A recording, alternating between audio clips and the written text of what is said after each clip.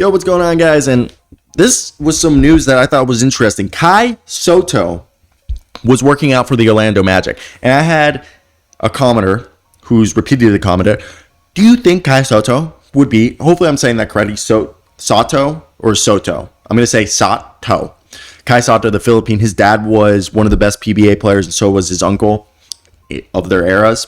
PBA being the Filipino Basketball or the Philippines Basketball Association. And Kai, if you guys remember, was supposed to be a part of the G League Ignite team, and then that all got very hectic. And then he went over to the NBL, the National Basketball League, and that is the Australian Basketball League, I believe. Hopefully, that's actually what it's called, but that's basically the Australian and New Zealand League. And he wasn't bad, okay? I honestly think Kai Sotto was not bad. He was a guy who had a first-round grade initially, but he's worked out with the Orlando Magic, and I think the Magic are over here looking, we're going to draft Jabari Smith. That's why I have us predicting drafting Jabari Smith. And I think we're going to let Mo Bamba walk.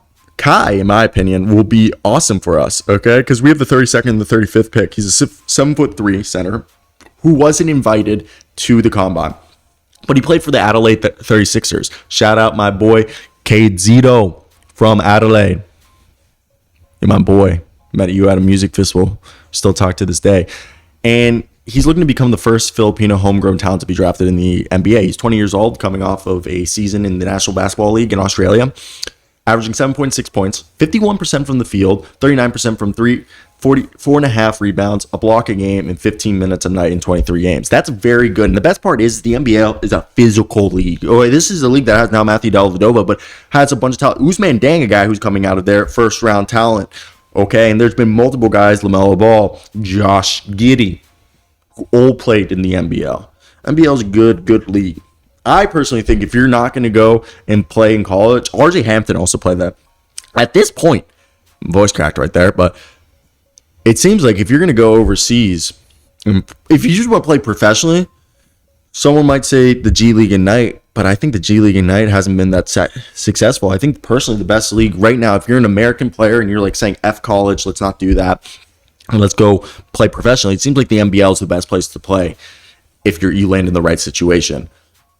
And it seems like I know LaMelo Ball and RJ Hampton might be viewed as guys who didn't have the best, but still I think a guy Kai Sotto is able to fit perfectly into what the Orlando Magic would try to do, which is they're trying to be a big team, and 7'3" backing up Wendell Carter Jr.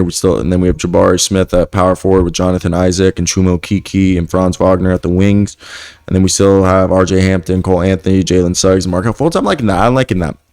I very much like that, and I think he's a guy people need to be paying attention to. I know this video is just me rambling about this, but hey, not that what all my videos are. But basically, that's it. That's the video for today. I want to hear your guys' thoughts.